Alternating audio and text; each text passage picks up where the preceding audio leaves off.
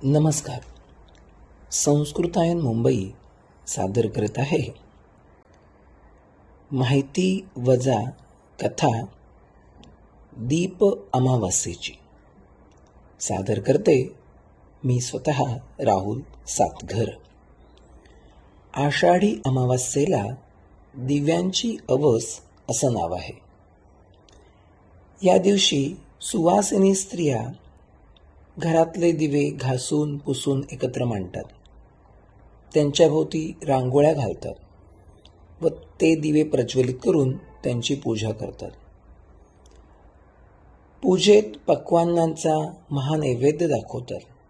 त्यावेळी पुढील मंत्राने दिव्याची प्रार्थना सुद्धा करतात. दीप सूर्याग्निरूपस्त्वं तेजसां तेज उत्तमं गृहाणमत्कृतां पूजां सर्व कामप्रदो भव. म्हणजे हे दीपा, तू सूर्यरूप आणि अग्निरूप आहेस. तेजामध्ये तू उत्तम तेज आहेस. माझ्या पूजेचा तू स्वीकार कर आणि माझ्या सर्व इच्छा तू पूर्ण कर. आणि मग दिव्यांची एक कहाणी सांगतात. पण कहाणी म्हणजे नक्की आहे तरी काय? कहाणी हा शब्द मूळ संस्कृत शब्द कथा, कथानिका पासून तयार झाला आहे. कारण कथानिका हा शब्द अपभ्रंशाने प्राकृतात कहाणिया झाला आणि हाच पुढे हिंदीत कहाणी असा रूढ झाला. मराठी भाषेत या कहाणीला आपण कहाणी, गोष्ट किंवा वृत्तवर्णन असं म्हणतो. ज्ञानेश्वरीत सुद्धा असा संदर्भ येतो. म्हणून मृत्युलोकी सुखाची कहाणी ऐकी जेल कवणाची श्रवणी. तसेच एकनाथी भागवत सुद्धा सांगतं, कृष्णाची आणीक कहाणी ती स्त्री जाहला मोहिनी. स्वतः घेतलेल्या व्रताच्या दिवशी बायका व्रतविषयक जी गोष्ट सांगतात ती कहाणी अशी. तमिळ देशात पशुपती शेट्टी नावाचा एक मोठा श्रेष्ठी होता. विनीत आणि गौरी या नावाची त्याला 2 मुलं होती. लहानपणीच त्या दोघांनी आपापसात असं ठरवलं की गौरीला ज्या मुली होतील त्या तिने विनीतच्या मुलांना द्याव्या. पुढे गौरीचं लग्न होऊन तिला 3 मुली आणि विनीतला 3 मुलगे सुद्धा झाले. गौरीच्या सर्वात धाकट्या मुलीचं नाव सगुणा असं होतं. गौरीच्या घरी लक्ष्मी नांदत होती. पण विनीतचे मात्र दैव फिरलं आणि त्याला दारिद्र्य आलं. भाऊ गरीब झालेला पाहून गौरी आपलं वचन विसरली आणि तिने आपल्या 2 मुली श्रीमंत घरी दिल्या. सगुणेच्या लग्नाचाही ती बेत करू लागली. गौरीने भावाला दिलेलं वचन मोडलं ही गोष्ट समजून सगुणेला फार वाईट वाटलं. तिने विनीतच्या धाकट्या मुलाशी लग्न करण्याचं स्वतःच ठरवलं.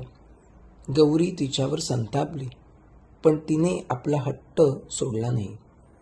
लग्न होऊन ती विनीतच्या घरी आली आणि त्याचा गरिबाचा संसार सांभाळू लागली.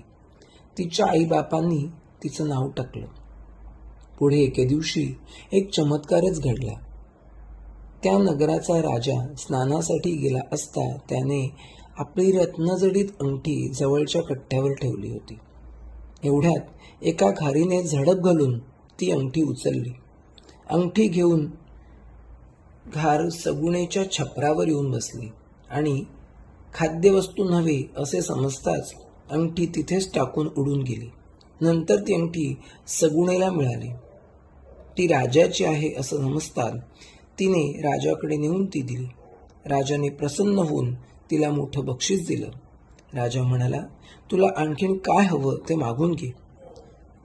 सगुणेने मागितलं की येत्या शुक्रवारी राज्यात फक्त माझ्या एकटीच्याच घरी दिवे असावेत आणि दुसऱ्या कोणीही आपल्या घरी दिवे लावू नयेत असा हुकूम काढा. राजाने तशी दवंडी दिली. मग शुक्रवार आला तेव्हा सगुणेने दिवे आणले आणि ते घर भर लावले. त्या दिवशी राज्यात फक्त तिच्याच घरी प्रकाश उजळला. त्या दिवशी तिने उपवास केला. तिन्ही सांजा तिने आपल्या दोन्ही दिरांना पुढच्या आणि मागच्या दारी उभं केलं. पुढच्या दाराच्या दिराला सांगितलं की जी सवाष्णबाई घरात येऊन राहील तिला शपथ घ्यायला सांगा की या घरातून कधीच बाहेर जाणार नाही, मगच तिला आत घ्या. मागच्या दाराच्या दिराला सांगितलं की जी कोणी स्त्री या दाराने बाहेर पडेल तिच्याकडनं शपथ घ्या की ती या घरात परत कधीच येणार नाही. तिन्ही सांजा लक्ष्मी त्या नगरात आली तर सगळीकडे अंधार, फक्त सगुणेचे घरी तेवढे लखलखते होते. लक्ष्मी त्या घरात प्रवेश करायला लागली. पुढच्या दारी उभ्या असलेल्या सगुणेच्या दिराने शपथ घेऊनच तिला आत सोडलं. लक्ष्मी घरात येताच त्या घरात ठाण मांडून बसलेली अक्काबाई म्हणजे दारिद्र्याची देवता अलक्ष्मी घाबरली. ती मागच्या दाराने पसार व्हायला निघाली तितक्यात तिथे उभे असलेल्या दिराने तिच्याकडून परत एक शपथ घेतली की ह्या घरात तू परत कधीच येणार नाही. या घटनेमुळे सगुणेच्या घरात लक्ष्मी जी आली ती कायमचीच. अशा पद्धतीनेच दीप अमावस्येला मूळतः दीर्घायुष्य, उत्तम आरोग्य आणि लक्ष्मीचा वास यासाठीच दीप अमावस्येला ही दिव्यांची पूजा केली जाते आणि घरभर दिवे लावले जातात. तुम्हाला कथा कशी वाटली नक्की कळवा. धन्यवाद.